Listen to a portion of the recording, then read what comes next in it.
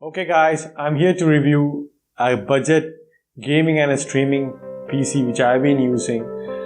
I know you have seen a lot of videos in YouTube regarding a gaming PC and budget PC, $500 PC. That's all fine. So here I'm going to share you my experience, and I've been using this PC for past 4 months, and I'll share you my experience with it. I use it for gaming, streaming, and as well as editing. So it's an all-in-one PC which you can use, and now due to Black Friday sales you get this at much better rate than what I have bought it for. So guys, I'll take you through it. Let's get it started.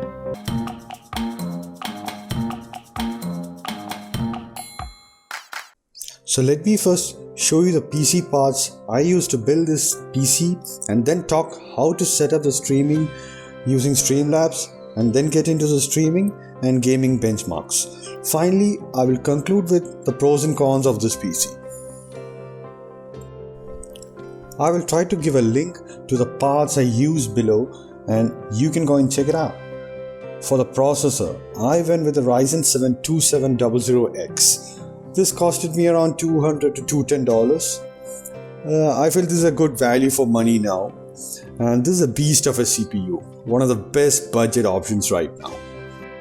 You have 8 cores in the CPU that will deal with any kind of workload you throw at them, and to top it off, it comes with a RAID Prism cooler which is just gorgeous, and you just don't need any aftermarket cooling unless you want to overclock.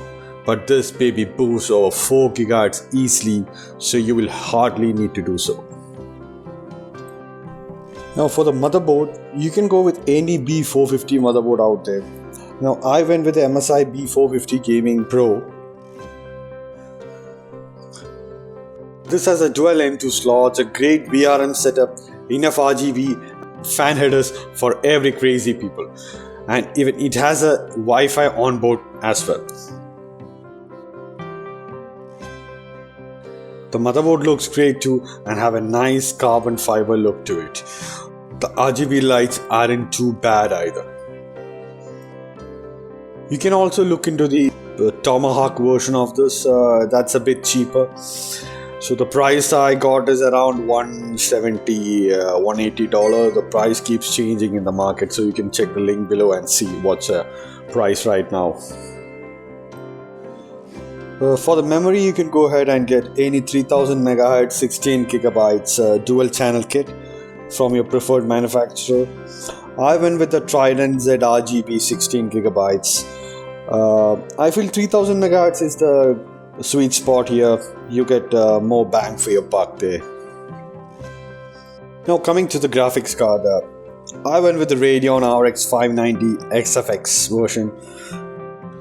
This graphics card is going to be the main workhorse for all the games we're going to be testing at 1080p. It has 8 GB of DDR4 memory, so you can play at a higher resolution of 1440p or even better. It depends on the game you're playing. I spent around $180 to $200 for this graphic card, and I think it's a pretty more value for frames you're getting there. For storage, I went with the 250 GB of SSD from Samsung. Now again, you can go with any manufacturer of your choice. Apart from the solid state drive, I also had a 1 TB of HDD drive, so you can save larger file sizes of games and movies.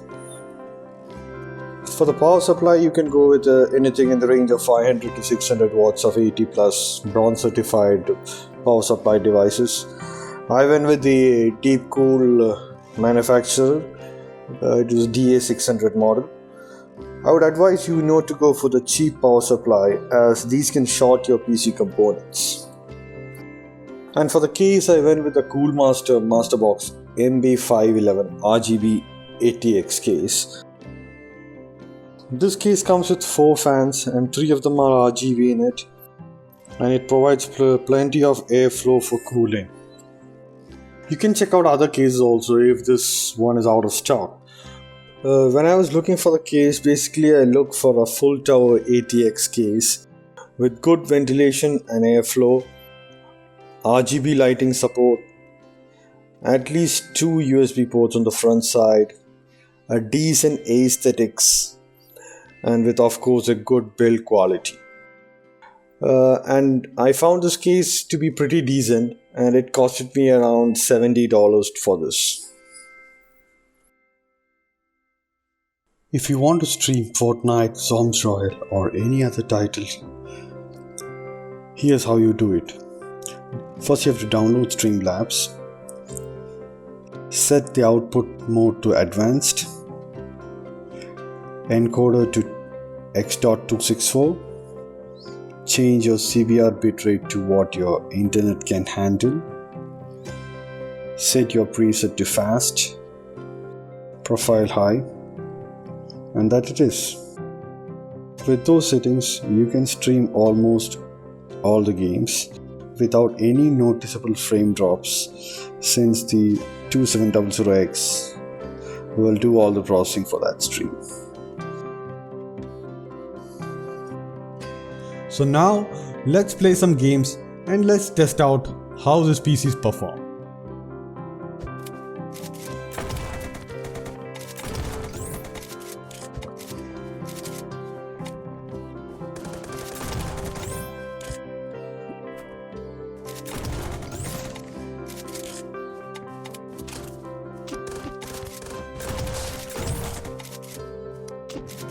So we're getting pretty decent FPS with Zom's Royal game.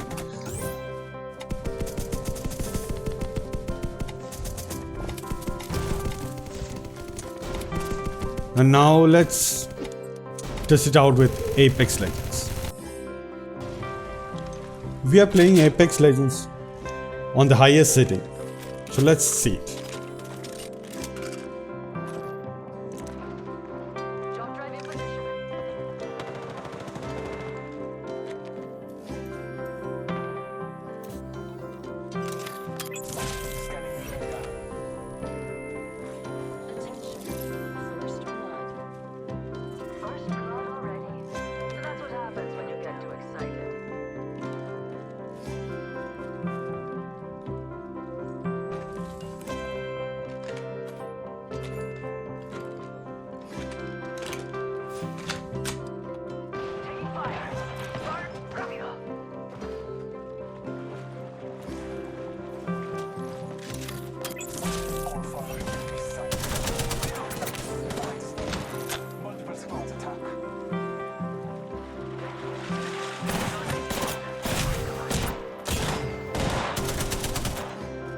So here's the parts I use for the PC.